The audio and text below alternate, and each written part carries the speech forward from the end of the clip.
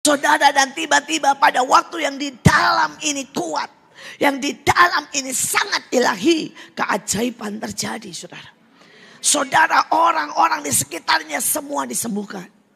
Setiap kali dia berdoa, gelombang lawatan, saudara. Sampai sejarah mencatat, pernah saudara 2 kilometer sekeliling dia tanpa saudara mic, tanpa dengar suaranya. Semuanya mengalami lawatan Tuhan. Saudara, itu sangat mudah Tuhan buat. Tapi persoalannya dimulai dari kita. Jadi pemulihan segala sesuatu harus dimulai dari hidup kita. Amin. Saudara, dan selebihnya Tuhan akan menyapu, melanda. Saudara, Tuhan akan membuat semua yang dia janjikan kekal. Yang berbahagia ialah mereka yang mendengarkan firman Allah dan yang memeliharanya.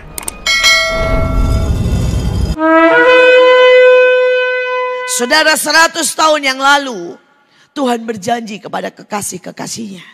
Saudara, dia berjanji kepada Maria Ether bahwa dia akan buat kebangunan rohani lawatan yang lebih besar dari apa yang pernah dia lihat. Saudara, siapa Maria Ether? Saudara, dia seorang yang gak pernah lulus sekolah.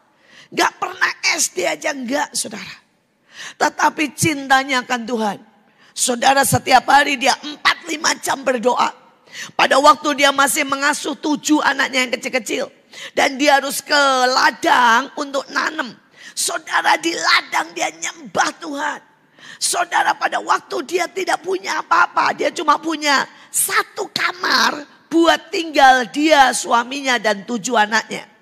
Saudara, dia ambil selimut. Dan dia bilang sama anaknya, kalau aku masuk ke selimut ini, jangan ganggu. Karena aku mau ketemu Tuhan. Dan dia bisa masuk di dalam selimut itu 3 jam. Saudara, cuma buat nyembah doa. Saudara, dan Tuhan angkat seorang yang nothing. Tapi di dalam, saudara, dan tiba-tiba pada waktu yang di dalam ini kuat, yang di dalam ini sangat ilahi, keajaiban terjadi, saudara. Saudara, orang-orang di sekitarnya semua disembuhkan. Setiap kali dia berdoa, gelombang lawatan, saudara. Sampai sejarah mencatat, pernah saudara 2 kilometer sekeliling dia tanpa saudara mic, tanpa dengar suaranya. Semuanya mengalami lawatan Tuhan. Saudara, itu sangat mudah Tuhan buat. Tapi persoalannya dimulai dari kita. Jadi pemulihan segala sesuatu harus dimulai dari hidup kita. Amin. Saudara, dan selebihnya Tuhan akan menyapu, melanda. Saudara, Tuhan akan membuat semua yang dia janjikan kekal. Saudara, tapi janji 100 tahun lagi tidak hanya kepada Maria Ether. Saudara, dia berikan janji itu kepada William Seymour. Dia janjikan itu, saudara, William Seymour adalah yang mendatangkan saudara Azusa Street. Di mana semua orang melihat saudara yang namanya api Roh Kudus yang tidak membakar. Tetapi menjamah banyak orang. Saudara, itu juga janji diberikan kepada Billy Graham. Dan Tuhan berkata, kamu akan meninggal ya di usia 99 tahun. Karena Tuhan bilang, mulai tahun ke-100 akan masuk masa yang lain. Yaitu masa terbaru, terajaib, terkeren, puncak dari semua lawatan. Saudara, dan Billy Graham benar-benar meninggal di usia 99 tahun. Saudara, dan kitalah generasi itu. Kita generasi terdahsyat, terajaib. Kita generasi paling keren, paling luar biasa. Kitalah yang akan menggabungkan semuanya. Antara teknologi, ekonomi, keajaiban, politik. Kita akan menguasai 9 gunung. Dan kemuliaan Tuhan akan menyapu seluruh dunia. Saudara, itu terjadi di zaman kita. Tapi harus dimulai dari kita. Pemulihan harus dimulai dari kita. Maka kita akan mulai belajar pemulihan apa, saudara? Saudara, yang pertama adalah hubungan bapak dengan anaknya. Saudara, saya langsung baca yang bawah. Kalau yang atas, saudara ya, itu yang negatifnya. Saudara, bagaimana kalau orang mulai tidak mengerti Tuhan, marah dengan Tuhan, iri, bahkan mulai saudara ingin membunuh. Tapi kita mau berkata, kita mau lihat langsung yang positifnya. Dan kita mau baca sama-sama. Next, tolong. Ya, saudara, mari kita baca dengan suara keras supaya tidak ada yang tidur di antara kita. Ya, Maleakhi 4 ayat 5 dan 6, 1, 2, 3. Sesungguhnya aku akan mengutus Nabi Elia kepadamu menjelang datangnya hari Tuhan yang besar dan dahsyat itu. Maka ia akan membuat hati bapak-bapak berbalik kepada anaknya dan hati anak-anak kepada bapak-bapaknya, supaya jangan aku datang memukul bumi sehingga musnah. Saudara, hubungan itu tidak pernah, saudara, karena keadaan. Tapi hubungan itu selalu karena hati. Saya melihat ada orang yang sangat miskin. Sampai ayah dan ibunya ini gak bisa kasih makan apapun ke anaknya. Tapi hubungan mereka sangat mesra, saudara. Setiap kali anaknya kami kasih sesuatu di rumah singgah, dia gak akan makan. Saudara, hari itu kami kasih satu nasi kotak. Ada ayamnya, ada tahunya, ada tempenya, ada macam-macam. Saudara, dan anak ini gak makan. Waktu saya tanya, nak kenapa gak dimakan? Gak suka. Dia bilang, Bu, kalau saya makan cuma saya yang rasain. Tapi saya mau bawa pulang. Dan satu keluarga kita akan makan dan pesta malam ini.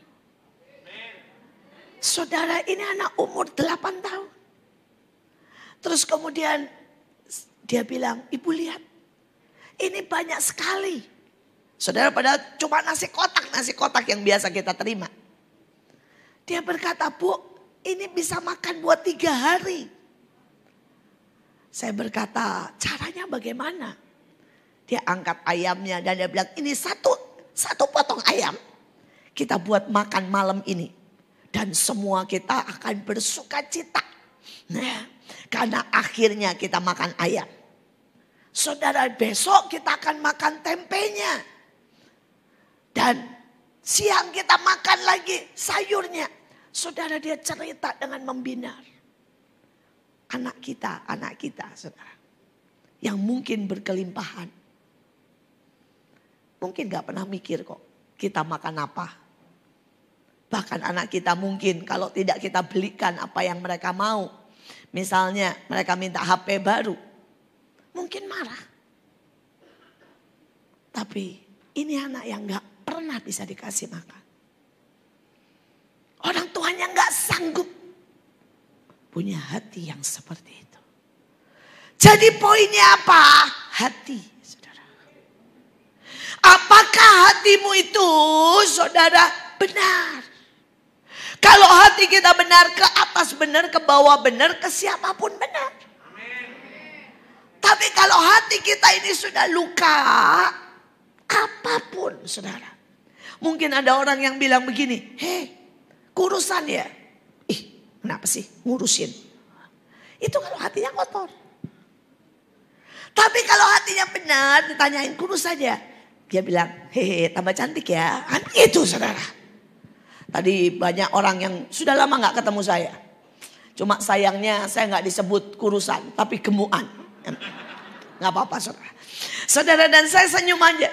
Saudara, dan kenapa saya gak pernah luka? Memang saya tambah gemuk, mau apa? Tapi saya gemuk karena saya dicintai banyak orang. Selalu dikasih makan, itu persoalannya, saudara. Saudara, saya kalau keliling Indonesia kemanapun, bahkan ke persekutuan manapun, saya tidak berhenti, saudara, dikasih makan. Dan mereka selalu sajikan yang terbaik.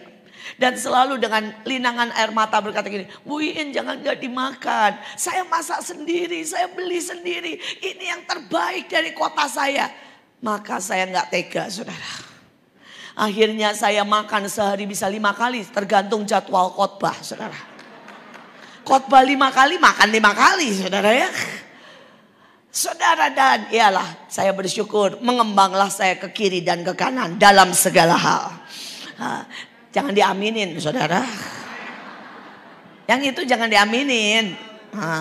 Saudara, saya mengembang dalam hal rohani, ilahi, tapi soal tubuh please jangan. Ya, saya sedang berdoa untuk bisa kurus saudara. Dengan mujizat tapi. Karena kemanapun saya dikasih makan itu soalnya. Nah balik lagi.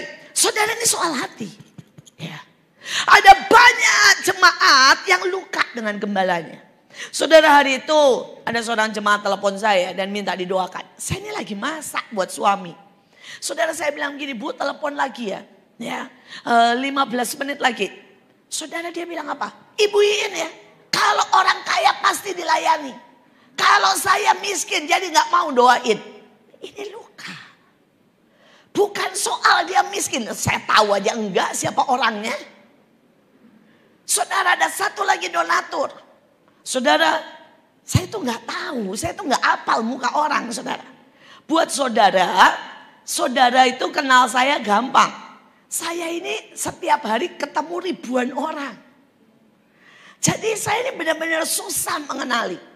Dan hari itu ternyata saya ketemu seseorang, ternyata dia donatur. Saya nggak tahu kalau dia donatur.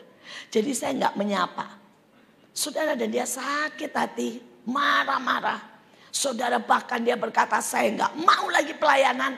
Ternyata hamba Tuhan itu cuma mau uangnya. Lo tahu aja enggak saudara. Ini hati yang luka. Dan hari ini saya tidak tahu seberapa hatimu luka. Tapi kalau kita mau pulih. Di dalam acara ini mari berkata Tuhan. Sembuhkan aku. Mulai coba lihat. Apakah saudara masih suka marah-marah. Suka curiga sama Tuhan. Suka misalnya kecewa dengan orang. Hamba Tuhan. Dengan anak, dengan istri. Mungkin saudara berkata, kenapa saya miskin? Percayalah saudara. Kalau saudara berjalan bersama Tuhan. Hatimu ini sembuh. Maka tiba-tiba engkau melakukan perkara yang ajaib. Saudara miskin pun engkau akan jadi dahsyat. Saudara sejujurnya saya bersyukur sekali saya lahir miskin. Saudara saya lahir di keluarga miskin. Dan saya punya segudang keajaiban. Karena itu sampai hari ini. Kalau saya melayani orang miskin. Buat saya itulah saudara. Sebuah destiny investasi. Yang Tuhan sudah tanam dari sejak saya kecil. Saudara ini salah satu cerita keajaibannya.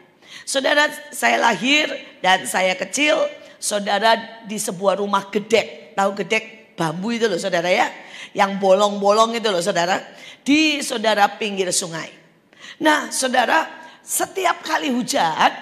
Maka itu adalah keajaiban buat kami. Kami satu sisi kami akan berdoa. Supaya jangan banjir. Dan kami akan nyanyi dalam nama Yesus tidak ada banjir.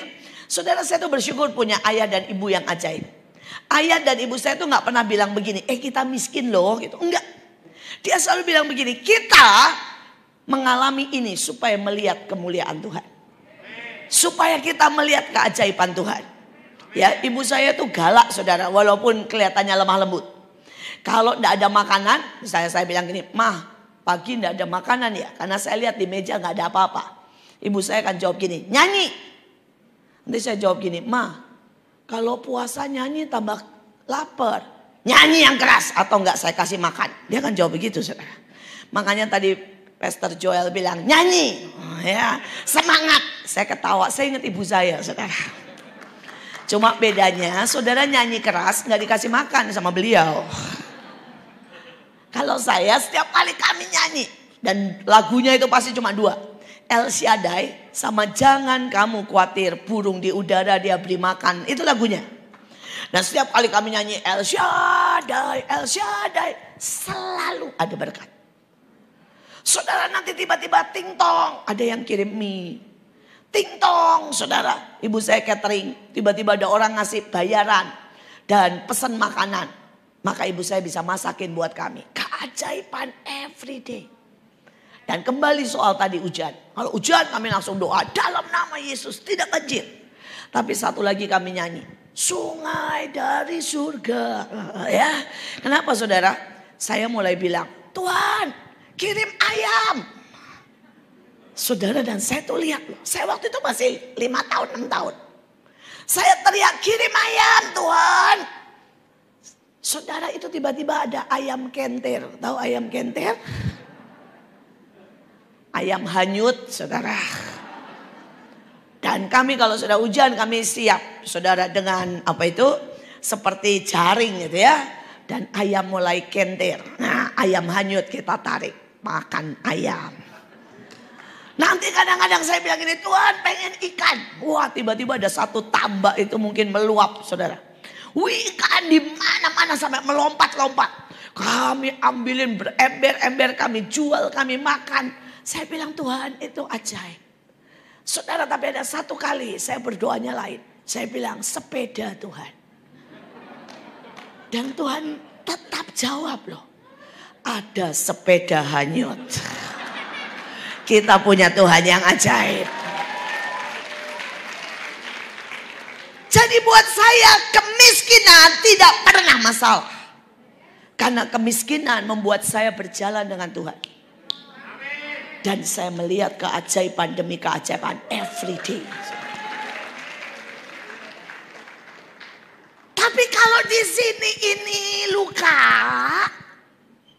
Kemiskinan membuat saudara minder. Membuat saudara patah semangat. Membuat saudara marah dengan Tuhan. Membuat saudara bersungut-sungut. Ini masalah. Tuhan tidak bisa pulihkan. Kalau hatimu tidak engkau bereskan. Hari ini saya tidak tahu siapa di antara kita.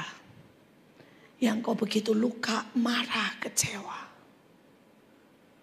Tapi coba kau bilang, Tuhan, ampuni aku. Ampuni aku marah pada waktu engkau biarkan aku melewati. Aku bukannya belajar. Bukannya tanya tujuanmu itu apa Tuhan. Aku melewati ini. Tapi aku marah. Aku marah. Aku putus asa. Sehingga aku tidak pernah bangkit. Hari ini Tuhan sangat ingin memulihkan saudara. Sangat ingin. Saudara, dia ingin memulihkan hubungan Bapa dengan anaknya. Saya tahu banyak di antara saudara mungkin yang tidak pernah dipeluk bapaknya. Atau saudara melihat bapak yang cacat. Bapak yang mungkin berzina. Bapak yang mungkin saudara gagal. Tapi kita punya Bapak di surga. Saya bersyukur saudara. Saya punya Bapak bukan yang sempurna. Tapi sekali lagi yang ajaib. Saya tetap mau bersaksi karena ayah saya juga seorang yang paling luar biasa. Saudara, sampai hari ini saya belum pernah lihat seorang hamba Tuhan yang berani membuka keadaan dirinya. Bertobat, mengaku seperti ayah saya. Dan buat saya itu adalah kehormatan.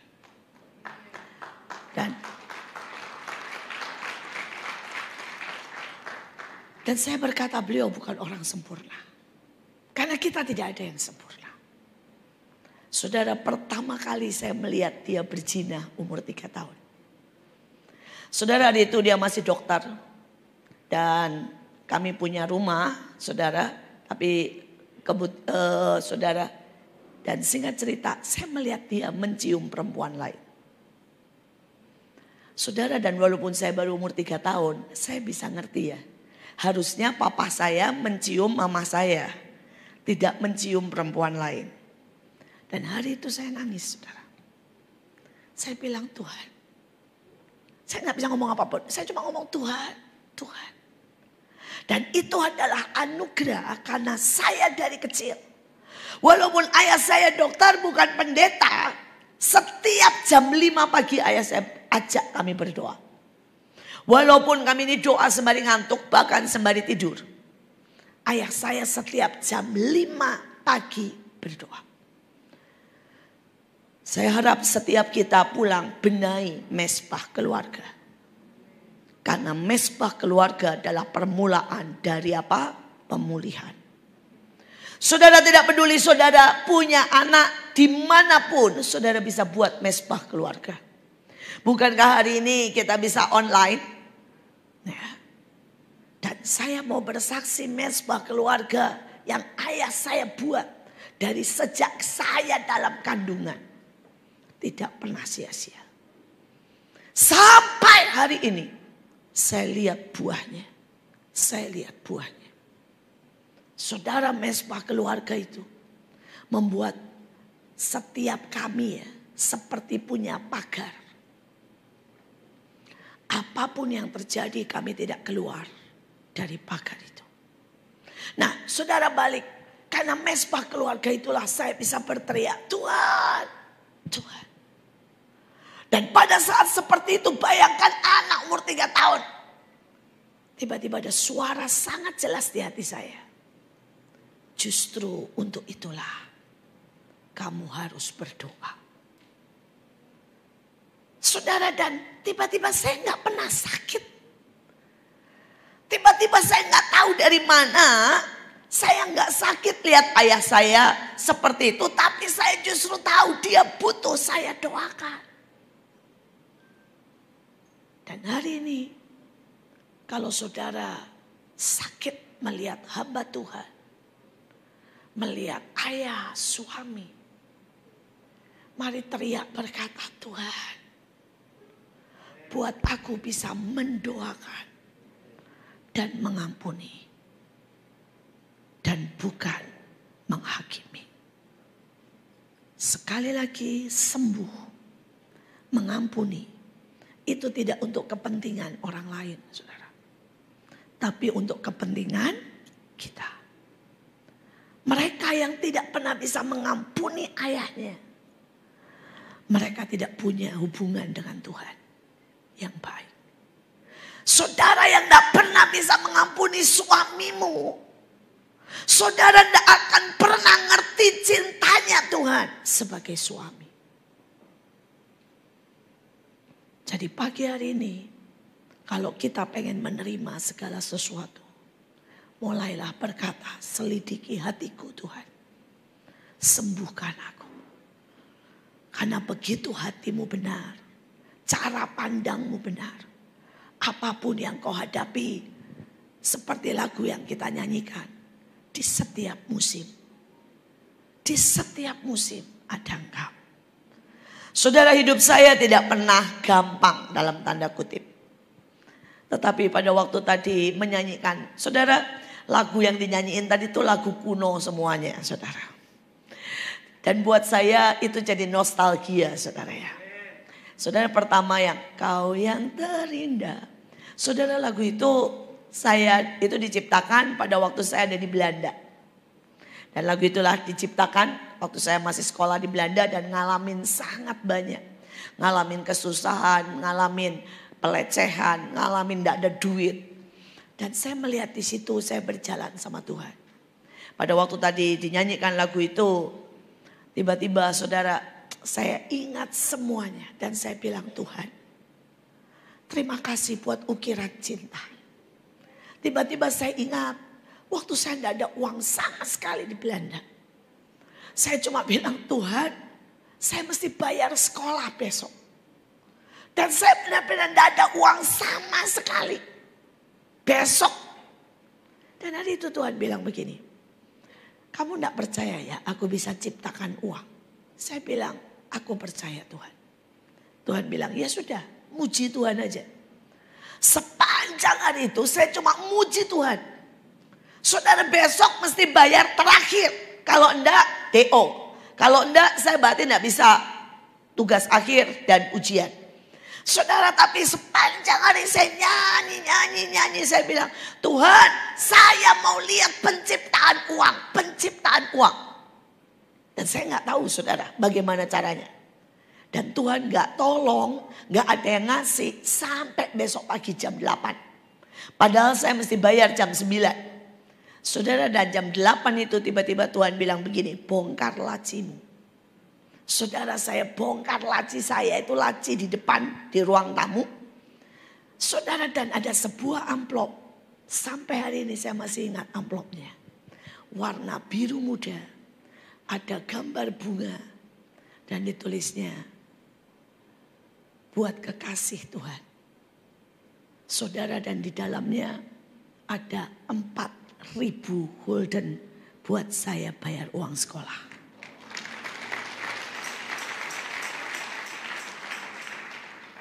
Sampai hari ini, saya tidak tahu itu dari siapa. Kalau orang memberi, kenapa dia taruh di laci dan paling bawah? Kalau nggak ketahuan. Saudara, tetapi kalau Tuhan, saya mikir, waduh, masa Tuhan nyiptain uang ya? Itu ya. Saudara, pokoknya saya nggak tahulah dari mana. Hari itu saya nggak pernah berpikir ini caranya bagaimana. Tapi hari itu saya cuma bilang, Tuhan, terima kasih. Buat satu lagi bukti cinta, bukti keajaiban, bukti anugerah. Saudara, tadi waktu lagu dinyanyiin, saya cuma bilang, Tuhan, pagi itu jam 8 pagi, aku lihat surat cintamu. Tiba-tiba tergambar lagi laci yang saya tarik. Dan di situ ada tulisan, buat kekasihku. Saya cuma bilang, thank you Tuhan. Kalau saya boleh mengalami hal-hal seperti itu. Seandainya saya ini kaya, sangat diberkati, uang melimpah, saya tidak akan pernah ngalamin itu. Dan saya cuma bisa bilang, thank you. Thank you Tuhan. Saudara, dia kekasih, dia Bapa, dia segalanya buat kita. Dan saya berharap setiap saudara, siapapun engkau, kalau saudara bilang, Bu, saya miskin banget, langsung bersorak-sorai, saya juga mau ngalami Tuhan. Bilang aja. Tapi kalau saudara bilang, Bu, saya kaya, ya bilang aja, Tuhan kasih saya yang lebih gede lagi. Ya. Buat saya lihat yang lebih ajaib lagi, yang saya bisa tahu. Kekayaan saya tidak bisa buat itu. Tapi engkau bisa buat itu. Dia Tuhan yang terlalu ajaib. Dia Tuhan yang terlalu dahsyat. Biarlah hatimu dipulihkan. Hatimu dipulihkan. Maka saudara akan bisa nyanyi dengan pengertian bahwa di setiap musim. Musim panas, musim dingin, musim kekurangan atau musim saudara yang paling saudara berlimpah, ada Tuhan di situ. Ada Tuhan di situ. Hari ini saya rindu setiap hati dipulihkan. Hari ini saya rindu mereka yang saudara mungkin sudah suam. Pelayanan sudah kebiasaan. Saudara nyanyi udah gak ada rasa. Saudara teriak dan bilang, pulihkan aku Tuhan. Pulihkan. Rebut lagi jiwaku. Tembusi aku. Sampai yang paling dalam. Jangan sampai kita ada di puasa. Tapi ini jadi kegiatan. No. Ini tidak boleh jadi kegiatan. Tapi ini harus jadi pemulihan. Amin. Setiap saudara akan pulih dengan ajaib. Mari kita lihat yang kedua. Saudara, yang kedua adalah ekonomi. Mari kita baca Yoel 2 ayat 24 sampai 26. 3, 2, 1. Tempat pengirikan menjadi penuh dengan gandum. Tempat pemerasan kelimpahan anggur dan minyak. Aku akan memulihkan kepadamu tahun-tahun yang hasilnya dimakan habis oleh belalang pindahan, belalang pelompat, belalang pelahap, belalang pengerip, tentaraku yang besar yang kukirim di antara kamu. Maka kamu akan makan banyak-banyak, menjadi kenyang. Kamu akan memuji-muji nama Tuhan Allahmu yang telah memperlakukan kamu dengan ajaib. Umatku tidak akan menjadi malu lagi untuk selama-lamanya. Amin. Saudara, tapi kita lihat di sini. Ada banyak belalang dalam hidup ini. Saudara, tapi juga dikatakan tentang tentara. Saudara, ada banyak orang tidak pernah mau jadi tentara Tuhan. Mereka tidak terlatih dalam segala hal. Akibatnya iblis sembarangan mengacaukan hidupmu. Ayatnya berkata iblis itu seperti singa yang mengaum-ngaum, melihat dan mencari siapa yang bisa ditelannya. Betul? Berarti ada yang bisa, ada yang enggak, betul? Nah, seandainya nih ada yang tiduran, sama ada yang pakai api. Yang bisa ditelan yang mana? Yang tiduran. Seandainya yang satu, saudara ya, wah perkasa saudara. Kalau nembak sekali nembak, dia saudara ya kena pasti. Sama yang satu, saudara nggak pernah megang pistol. Kira-kira yang gampang ditelan yang mana? Yang nggak pernah megang pistol. Nah ini persoalan. Saudara ini anak Tuhan, apakah saudara memperlengkapi hidupmu dengan seluruh senjata Allah? Loh yang amin cuma 2. Loh, persoalannya orang Kristen mungkin tahu. 1, pedang roh. Tapi kalau ditanya, ayo perang. Caranya gimana Bu? Firman Tuhan pakai yang mana Bu? Ya saudara tidak terlatih jadi tentara. Karena itulah belalang pengerip, belalang apa saja saudara. Menghabisi hidupmu. Berapa banyak dari saudara sapu bersih?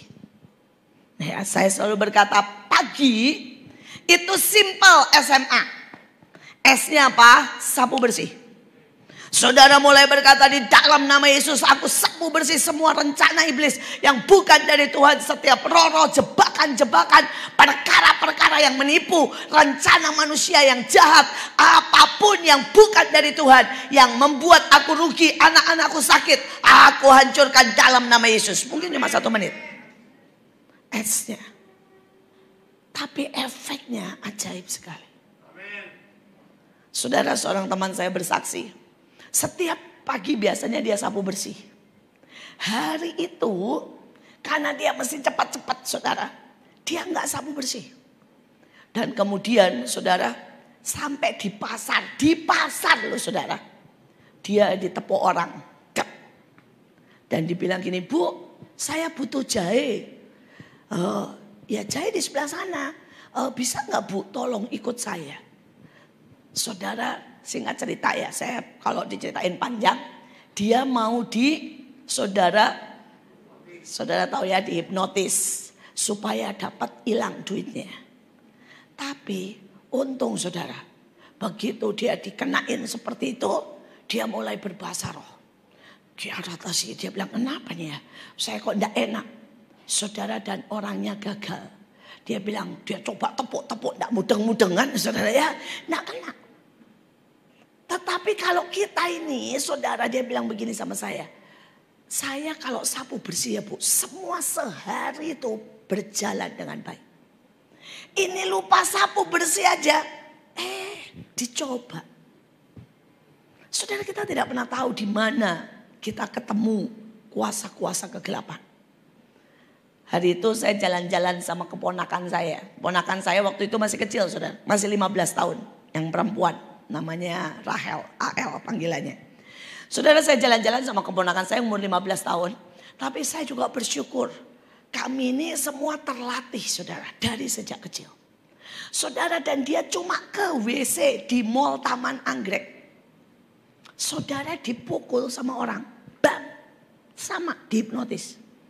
Saya tidak tahu apa yang dia mau buat orang ini. Tapi karena keponakan saya ini saudara penuh dengan roh. Dan kemudian setiap hari baca firman. Setiap hari terlatih dalam perang. Saudara dipukul yang teriak keluarnya apa? Keluarnya gini, dalam nama Yesus. Saudara otomatis pada baru umur 14 tahun. Terus kemudian yang kedua setelah itu munculnya bahasa roh. Kiaratasya. Saudara itu orang gede lagi. Langsung pingsan. Saudara, akhirnya terjadilah kehebohan. Saudara dan ketahuan ini orang menghipnotis sudah sangat banyak. Saudara perempuan diculik, kemudian ada yang diambil uangnya, ada yang dikuras ATM-nya. Dan ini cuma sama anak 14 tahun. Saudara ditepuk dan langsung reaksinya dalam nama Yesus. Bam, saudara, mati. Saudara gak mati, pingsan. Walaupun jatuh terus bangun lagi saudara. Langsung sama polisi ditangkap. sama satpam lah di situ. Sekali lagi, seberapa kita itu melatih diri. Saudara, kalau saudara tahu yang namanya ketentaraan, saudara tidak bisa sembarangan tingkat 1 dapat pistol. Enggak. Saudara harus latihan sampai boleh dipercayakan pistol. Berapa banyak dari saudara latihan deklarasi. Latihan perang sama iblis. Latihan mengikat kuasa-kuasa kegelapan yang ada di sekitarmu. Saudara, ini baru sapu bersih. Saudara, M-nya malaikat. Tahukah saudara bahwa ada banyak malaikat yang selalu ada di sekitar kita, tapi tidak pernah diaktifkan. Dan saudara, malaikat ini makanannya penyembahan ya. Jadi kalau saudara tidak banyak nyembah, malaikatnya kabur. Saudara, hari itu saya pergi ke satu tempat. Saudara, dan tempat ini dulu tempatnya praise and worship. Dan kemudian pada waktu COVID, saudara, mereka ini online. Jadi yang nyanyi cuma beberapa orang. Saudara ya, terus kemudian direkam. Tapi hari itu saudara, saya dipanggil buat khotbah. Nah, saya ini memang rada keras kepala kan. Saya bilang begini, kalau saya khotbah minimal datangkan 50 orang. Karena saya nggak mau kalau suruh khotbah di depan kamera, nggak seru kata saya ya. Datangkan 50 orang lah, mau berjarak-jarak boleh, tapi minimal datangkan 50 orang. Saudara, akhirnya sama mereka didatangkan 50 orang, mereka mau rekaman online, saudara. Waktu saya masuk, saudara, saya bisa lihat sangat jelas. Malaikat itu mungkin ada sekitar 5 kali, saudara ya. Itu memberi hormat saya. Terus ngomong begini sama saya. Saya ikut ya, pindah ke Mahanaim. Di sini nggak ada makanan. Saudara, dan saya senyum. Saya bilang gini, tunggu ya. Saya nanti bilang sama gereja di sini. Kalau mereka nggak mau bikin kebaktian lagi, udah ikut saya ke Mahanaim. Saudara, sekali lagi. Ya, kalau saya pergi kemanapun, ya, nanti kalau saya ke gereja saudara, kalau gereja saudara tidak ada makanan, malaikat ikut saya terus. Karena di tempat kami banyak makanan, saudara. Ya, sangat banyak makanan. Setiap hari ada makanan di tempat kami, yaitu pujian dan penyembahan. Saudara, sampai ada orang inigo. Saudara, inigo itu adalah orang yang dari lahir memang bisa melihat alam roh ya. Saudara, dia bilang begini, saya belum pernah lihat tempat sekian banyak malaikatnya. Saudara, tapi hari itu ada Dr. Jedediah Tam, kalau saudara tahu. Saudara, dia datang ke tempat saya dan dia bilang begini, wow, bagaimana mungkin malaikat sebanyak ini di tempat ini. Saudara, kemudian ada satu hamba Tuhan lagi dari namanya Bapak Charlie dari Kanada. Saudara, dan dia bilang yang sama. Dia datang ke tempat saya, dia gele-gele kepala. Bagaimana sampai malaikat sebanyak ini? Saudara, dan kalau saudara tidak percaya, saudara bisa dengarkan YouTube-nya Tony Daud. Tony Daud bilang, kalau saudara mau ke Mahanaim, saudara akan tahu malaikatnya gede-gede di sana. Saudara, kenapa? Dan dia bilang jelas loh, nggak semua tempat ada malaikatnya. Apakah di rumah saudara ada malaikat? Di rumah nyembah nggak? Kalau di rumah nggak nyembah, malaikatnya bilang ikut Bu Iin. Siapa yang nggak nyembah? Saya umumkan nih, malaikat ikut saya. Nah ya. Banyak orang rumahnya tidak pernah dijaga sama Tuhan. Kenapa? Dan tidak nyembah. Tapi kalau saudara ada malaikat, rumahmu nggak dikunci pun tidak bisa masuk malingnya. Karena ada Tuhan yang ajaib. Ibu Nani pernah mengalami yang ajaib sekali. Saudara, rumah Ibu Nani di Jalan Kesambi. Itu dulu ya, sekarang sih lumayan lah, ada banyak yang besar-besar.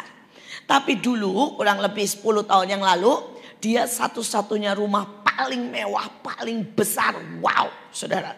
Kalau saudara ke situ rumahnya kecil-kecil, tiba-tiba di tengah bam, saudara ya. Rumah kuat banget. Dan itulah rumahnya Bu Nani. Karena dia notaris dan suaminya kontraktor dan Tuhan memberkatinya. Tapi hari itu suaminya sudah meninggal. Anaknya di Kanada. Saudara dan semua orang tahu rumah itu sepi sekali. Saudara dan satu malam, saudara 7 orang rampok datang. Mau menghabisi atau merampok rumah itu. Saudara, tetapi yang kita bingung, saudara, mereka itu cuma di depan gemetar, saudara. Di depan rumah gemetar. Akhirnya saudara, karena di depan rumah gemetar, ada polisi lewat. Polisi yang telepon Bu Nani. Bu, itu ada 7 orang di depan rumah ibu, ngapain? Saudara, akhirnya Bu Nani turun, panggil polisi, panggil teman dan sebagainya. Ditanya, loh kalian siapa? Dia gemetar. Itu siapa Bu? Yang ngawal rumah ini gede-gede. Ya, sampai besarnya ada yang 2 meter. Kita bingung, gak ada soalnya. Kami bingung, saudara. Bu Nani bingung. Tidak ada satupun. Tapi ini rampok 7 orang. Lihatnya berapa? Banyak. Saudara, pengawal gede-gede. Dan karena itu mereka juga gak berani lari. Mereka bilang mereka dikepung sama orang ini. Sekali lagi kita punya malaikat, saudara. Dan malaikat kita siap. Malaikat ini yang membuat saudara juga tidak bisa dicuri, ditipu. Saudara, dan ekonomimu akan membuat terus diberkati dalam segala hal. Tapi siapa yang mengaktifkan malaikat? Kita. Dan apakah saudara buat itu setiap pagi?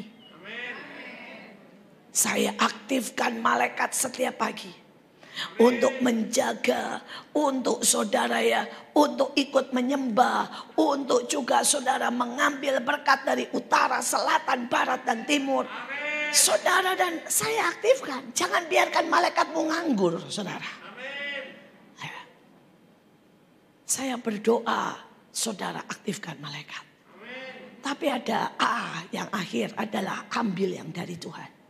Saudara, Tuhan bilang kalau saudara ini kekurangan hikmat, ambil. Minta. Saudara tinggal tumpang tangan loh, minta dalam nama Yesus. Tapi banyak orang tidak minta. Dan akibatnya saudara tidak punya ide. Saudara, seseorang teman saya, dia ditinggal, suaminya meninggal. Saudara, dan pada waktu itu dia bilang gini, Bu, saya benar-benar tidak punya uang.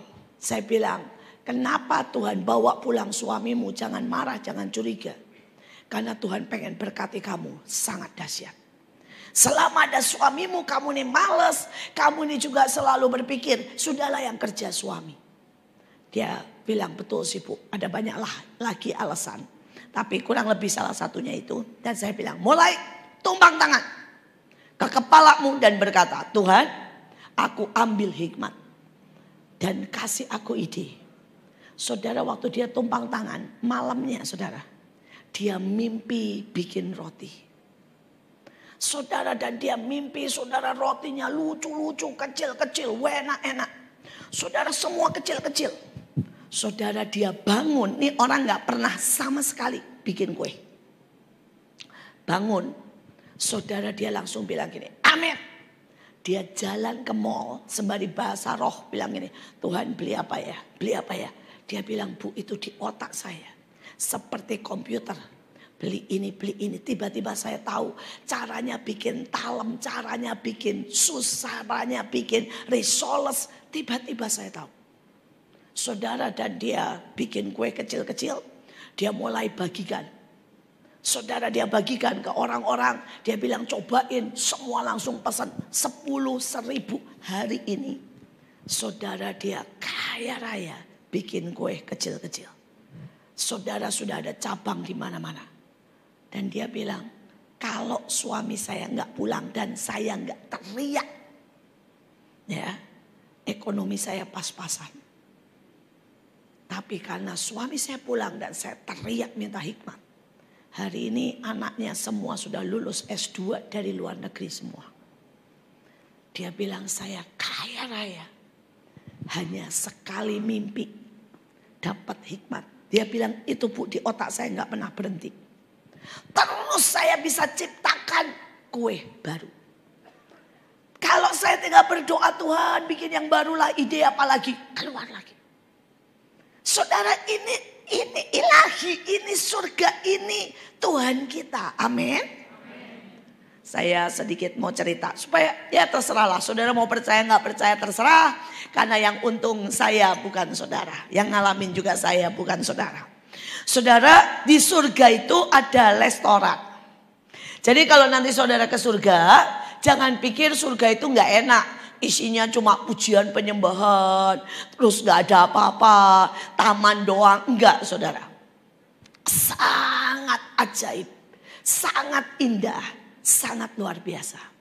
Saudara, itu ada yang namanya, saudara ya, taman-taman terbaik, air terjun terbagus, saudara, bunga-bunga terindah, kebun-kebun terbaik, tapi juga ada restoran-restoran terbaik.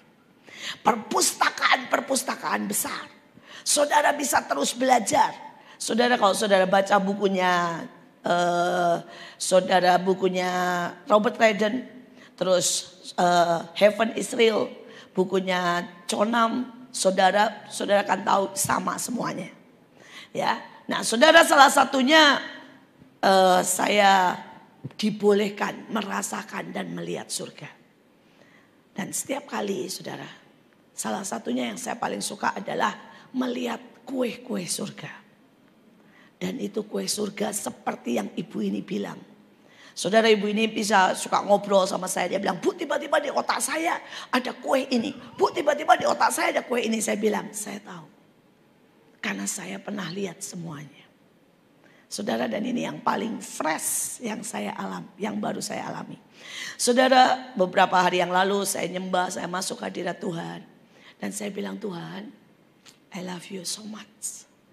Saya pengen banget Tuhan, ya, dapat makanan surga.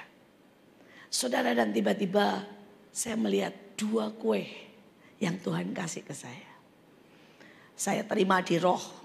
Saya belum bisa terima langsung ada gitu di sini, enggak, terima di roh. Kue yang pertama, saudara, itu mawar. Seperti mawar merah, besar sini.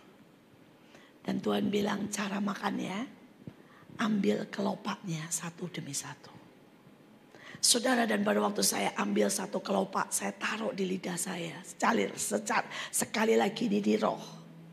Saudara, itu harumnya seluruh tubuh, saudara. Dan itu melted, cair. Dan saya bilang, Tuhan terima kasih. Dan Tuhan bilang, ini kue cinta nak. Kalau engkau memakannya, passion, gairah, cintamu akan menyala-nyala untuk aku.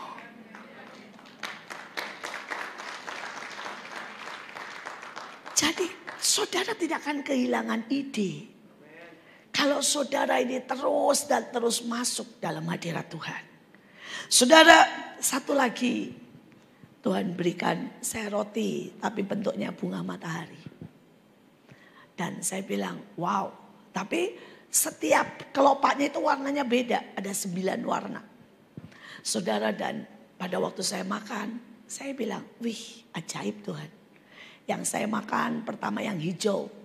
Warnanya, saudara ya, rasanya itu mint. Kayak roti kering tapi mint. Saudara ya, kalau saudara pernah makan roti es mint ya, rasanya mint. Dan Tuhan bilang, nah ini membawa kesegaran. Supaya engkau terus segar. Engkau sanggup berjaga-jaga. Saya ambil saudara satu yang coklat. Rasanya kayak coklat tapi lembut sekali. Dan dia bilang, ini warna hineni. Biar di dalam hatimu terus ada kehambaan. Saudara, dan saya nggak cerita, ada 9 pokoknya ya. Nah, saudara, sekali lagi. Kalau saudara ini dipulihkan, maka semua ini dikalahkan. Belalang-belalang yang membuat saudara miskin, membuat kita itu sakit, membuat kita bodoh, gak bisa kerja. Roma pasal 12. Persembahan yang benar. Karena itu, saudara-saudara, demi kemurahan Allah aku menasihatkan kamu, supaya kamu mempersembahkan tubuhmu sebagai persembahan yang hidup, yang kudus dan yang berkenan kepada Allah. Itu adalah ibadahmu yang sejati. Janganlah kamu menjadi serupa dengan dunia ini, tetapi berubahlah oleh pembaharuan budimu, sehingga kamu dapat membedakan manakah kehendak Allah, apa yang baik, yang berkenan kepada Allah, dan yang sempurna. Berdasarkan kasih karunia yang dianugerahkan kepadaku, aku berkata kepada setiap orang di antara kamu, janganlah kamu memikirkan hal-hal yang lebih tinggi daripada yang patut kamu pikirkan, tetapi hendaklah kamu berpikir begitu rupa, sehingga kamu menguasai diri menurut ukuran iman yang dikaruniakan Allah kepada kamu masing-masing. Sebab sama seperti pada satu tubuh kita mempunyai banyak anggota, tetapi tidak semua anggota itu mempunyai tugas yang sama. Demikian juga kita, walaupun banyak, adalah satu tubuh di dalam Kristus, tetapi kita masing-masing adalah anggota yang seorang terhadap yang lain. Demikianlah kita mempunyai karunia yang berlain-lainan menurut kasih karunia yang dianugerahkan kepada kita. Jika karunia itu adalah untuk bernubuat, baiklah kita melakukannya sesuai dengan iman kita. Jika karunia untuk melayani, baiklah kita melayani. Jika karunia untuk mengajar, baiklah kita mengajar. Jika karunia untuk menasihati, baiklah kita menasihati. Siapa yang membagi-bagikan sesuatu, hendaklah ia melakukannya dengan hati yang ikhlas. Siapa yang memberi pimpinan, hendaklah ia melakukannya dengan rajin. Siapa yang menunjukkan kemurahan, hendaklah ia melakukannya dengan sukacita. Nasihat untuk hidup dalam kasih. Hendaklah kasih itu jangan pura-pura. Jauhilah yang jahat dan lakukanlah yang baik. Hendaklah kamu saling mengasihi sebagai saudara dan saling mendahului dalam memberi hormat. Janganlah hendaknya kerajinanmu kendor, biarlah rohmu menyala-nyala, dan layanilah Tuhan. Bersukacitalah dalam pengharapan, sabarlah dalam kesesakan, dan bertekunlah dalam doa. Bantulah dalam kekurangan orang-orang kudus dan usahakanlah dirimu untuk selalu memberikan tumpangan. Berkatilah siapa yang menganiaya kamu, berkatilah dan jangan mengutuk. Bersukacitalah dengan orang yang bersukacita, dan menangislah dengan orang yang menangis.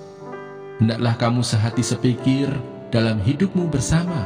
Janganlah kamu memikirkan perkara-perkara yang tinggi, tetapi arahkanlah dirimu kepada perkara-perkara yang sederhana. Janganlah menganggap dirimu pandai. Janganlah membalas kejahatan dengan kejahatan. Lakukanlah apa yang baik bagi semua orang. Sedapat-dapatnya, kalau hal itu bergantung padamu, hiduplah dalam perdamaian dengan semua orang. Saudara-saudara yang kekasih, janganlah kamu sendiri menuntut pembalasan, tetapi berilah tempat kepada murka Allah, sebab ada tertulis, pembalasan itu adalah hakku. Akulah yang akan menuntut pembalasan, firman Tuhan. Tetapi jika seterumu lapar, berilah dia makan. Jika ia haus, berilah dia minum. Dengan berbuat demikian, kamu menumpukkan bara api di atas kepalanya. Janganlah kamu kalah terhadap kejahatan, tetapi kalahkanlah kejahatan dengan kebaikan.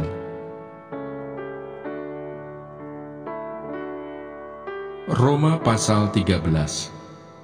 Kepatuhan kepada pemerintah. Tiap-tiap orang harus takluk kepada pemerintah yang di atasnya, sebab tidak ada pemerintah yang tidak berasal dari Allah, dan pemerintah-pemerintah yang ada ditetapkan oleh Allah. Sebab itu barang siapa melawan pemerintah, ia melawan ketetapan Allah, dan siapa yang melakukannya akan mendatangkan hukuman atas dirinya. Sebab jika seorang berbuat baik, ia tidak usah takut kepada pemerintah, hanya jika ia berbuat jahat. Maukah kamu hidup tanpa takut terhadap pemerintah? Perbuatlah apa yang baik, dan kamu akan beroleh pujian daripadanya. Karena pemerintah adalah hamba Allah untuk kebaikanmu. Tetapi jika engkau berbuat jahat, takutlah akan dia, karena tidak percuma pemerintah menyandang pedang. Pemerintah adalah hamba Allah untuk membalaskan murka Allah atas mereka yang berbuat jahat. Sebab itu, perlu kita menaklukkan diri, bukan saja oleh karena kemurkaan Allah, tetapi juga oleh karena suara hati kita. Itulah juga sebabnya maka kamu membayar pajak, karena mereka yang mengurus hal itu adalah pelayan-pelayan Allah. Bayarlah kepada semua orang apa yang harus kamu bayar, pajak kepada orang yang berhak menerima pajak, cukai kepada orang yang berhak menerima cukai, rasa takut kepada orang yang berhak menerima rasa takut, dan hormat kepada orang yang berhak menerima hormat. Kasih adalah kegenapan hukum Taurat. Janganlah kamu berhutang apa-apa kepada siapapun juga, tetapi hendaklah kamu saling mengasihi. Sebab barang siapa mengasihi sesamanya manusia, ia sudah memenuhi hukum Taurat. Karena firman, jangan berzinah, jangan membunuh, jangan mencuri, jangan mengingini, dan firman lain manapun juga sudah tersimpul dalam firman ini, yaitu, kasihilah sesamamu manusia seperti dirimu sendiri. Kasih tidak berbuat jahat terhadap sesama manusia, karena itu kasih adalah kegenapan hukum Taurat. Hal ini harus kamu lakukan, karena kamu mengetahui keadaan waktu sekarang, yaitu bahwa saatnya telah tiba bagi kamu untuk bangun dari tidur. Sebab sekarang keselamatan sudah lebih dekat bagi kita daripada waktu kita menjadi percaya. Hari sudah jauh malam, telah hampir siang. Sebab itu marilah kita menanggalkan perbuatan-perbuatan kegelapan dan mengenakan perlengkapan senjata terang. Marilah kita hidup dengan sopan seperti pada siang hari. Jangan dalam pesta pora dan kemabukan, jangan dalam percabulan dan hawa nafsu, jangan dalam perselisihan dan iri hati. Tetapi kenakanlah Tuhan Yesus Kristus sebagai perlengkapan senjata terang, dan janganlah merawat tubuhmu untuk memuaskan keinginannya. Roma pasal 14. Jangan menghakimi saudaramu. Terimalah orang yang lemah imannya tanpa mempercakapkan pendapatnya. Yang seorang yakin bahwa ia boleh makan segala jenis makanan, tetapi orang yang lemah imannya hanya makan sayur-sayuran saja. Siapa yang makan, janganlah menghina orang yang tidak makan. Dan siapa yang tidak makan, janganlah menghakimi orang yang makan, sebab Allah telah menerima orang itu. Siapakah kamu sehingga kamu menghakimi hamba orang lain? Entahkah ia berdiri, entahkah ia jatuh, itu adalah urusan tuannya sendiri. Tetapi ia akan tetap berdiri, karena Tuhan berkuasa menjaga dia terus berdiri. Yang seorang menganggap hari yang satu lebih penting daripada hari yang lain, tetapi yang lain menganggap semua hari sama saja. Hendaklah setiap orang benar-benar yakin dalam hatinya sendiri. Siapa yang berpegang pada suatu hari yang tertentu, ia melakukannya untuk Tuhan. Dan siapa makan, ia melakukannya untuk Tuhan, sebab ia mengucap syukur kepada Allah. Dan siapa tidak makan, ia melakukannya untuk Tuhan, dan ia juga mengucap syukur kepada Allah. Sebab tidak ada seorang pun di antara kita yang hidup untuk dirinya sendiri, dan tidak ada seorang pun yang mati untuk dirinya sendiri. Sebab jika kita hidup untuk Tuhan, dan jika kita mati untuk Tuhan. Jadi baik hidup atau mati, kita adalah milik Tuhan. Sebab untuk itulah Kristus telah mati dan hidup kembali, supaya ia menjadi Tuhan, baik atas orang-orang mati maupun atas orang-orang hidup. Tetapi engkau, mengapakah engkau menghakimi saudaramu? Atau mengapakah engkau menghina saudaramu? Sebab kita semua harus menghadap tahta pengadilan Allah. Karena ada tertulis, demi aku hidup, demikianlah firman Tuhan, semua orang akan bertekuk lutut di hadapanku, dan semua orang akan memuliakan Allah. Demikianlah setiap orang di antara kita akan memberi pertanggungan jawab tentang dirinya sendiri kepada Allah. Jangan memberi batu sandungan. Karena itu janganlah kita saling menghakimi lagi, tetapi lebih baik kamu menganut pandangan ini. Jangan kita membuat saudara kita jatuh atau tersandung. Aku tahu dan yakin dalam Tuhan Yesus bahwa tidak ada sesuatu yang najis dari dirinya sendiri. Hanya bagi orang yang beranggapan bahwa sesuatu adalah najis, bagi orang itulah sesuatu itu najis. Sebab jika engkau menyakiti hati saudaramu oleh karena sesuatu yang engkau makan, maka engkau tidak hidup lagi menurut tuntutan kasih. Janganlah engkau membinasakan saudaramu oleh karena makananmu, karena Kristus telah mati untuk Yang dia. berbahagia ialah mereka yang mendengarkan firman Allah dan yang memeliharanya.